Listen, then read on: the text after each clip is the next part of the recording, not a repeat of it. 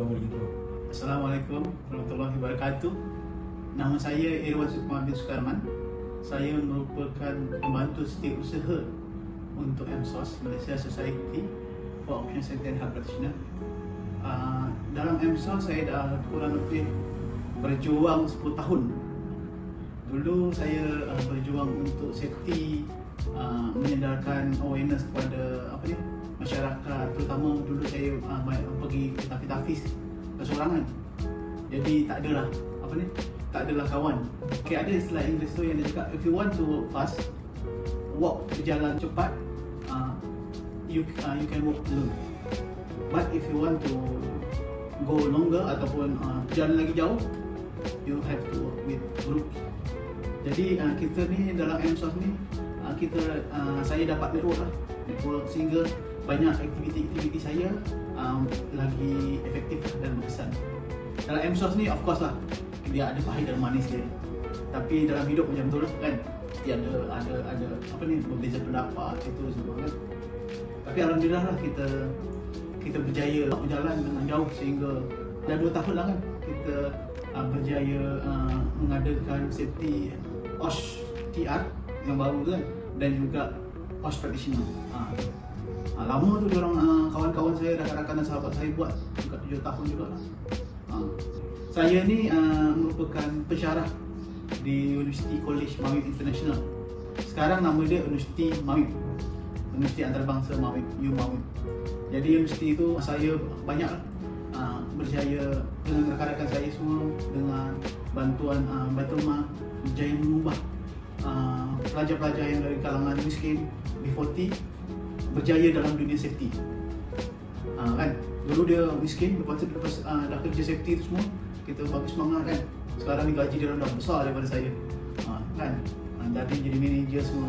Itulah bagusnya pendidikan safety, peluang kerja banyak. Di samping tu juga saya juga merupakan safety manager untuk UCMI. Jadi masa saya jadi safety manager lebih kurang 4 tahun lah.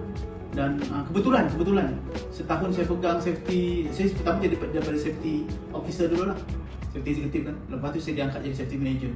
Masa saya jadi safety manager kebetulan pula COVID. Mencabar lah masa COVID tu. Kenapa pula mencabar? Ya, kalau kilang okey, dia boleh tutup ke apa kan.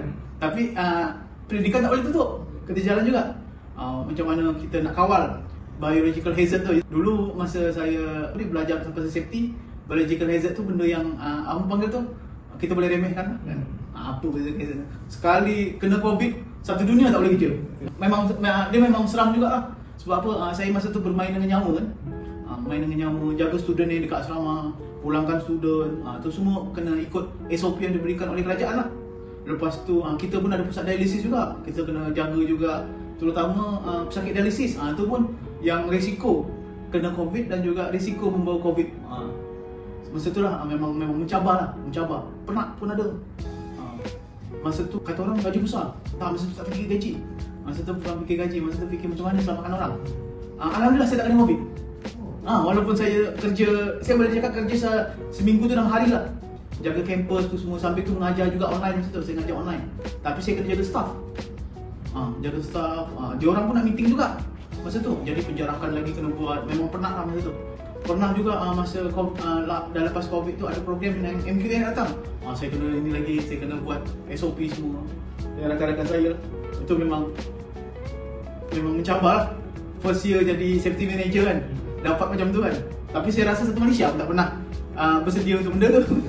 Safety mana pun tak bersedia kan. Saya kenal banyak orang-orang PKD, Kementerian Kesihatan, untuk kenalan dengan diorang. Itu memang sangat menarik lah bagi tu. Macam tu juga dengan safety sekarang ni. Best safety ni yang bagi saya lah kan, di samping dia kerja dia memang berisiko berbanding dengan kerja biasa lah, contoh kerja office lah apa semua kan. Kita sentiasa jumpa hazard dan berhadapan dengan hazard. Bagus dia setiap hari tu bukanlah benda yang sama. Dia tak boring. Setiap hari tu dia punya cabaran tu berbeza-beza. Bentuk dia berbeza. Kadang-kadang sikit, tapi ada satu tu macam contoh situasi COVID tu, perubahan dia cabaran dia sangat berbeza kan. Setiap hari macam baru. Even yang masa COVID tu pun ada cabaran baru lagi. Tiba-tiba ada satu department tu semua kena COVID. Sudah. Nah, itulah yang best dia. Kerja safety ni. Alhamdulillah lah dengan kerja semasa COVID tu 3 tahun kan. Dan juga kerja lain saya boleh mengajar student saya dengan lebih berkesan sebab real life experience. Di samping tu juga dengan adanya MSOS, saya boleh berdiskusi berkaitan dengan tu, berkaitan dengan COVID tu macam mana.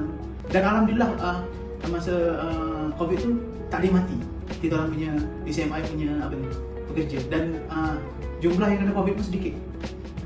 Walaupun kami ada pusat dialisis dan juga ada program juga masa tu sikit, alhamdulillah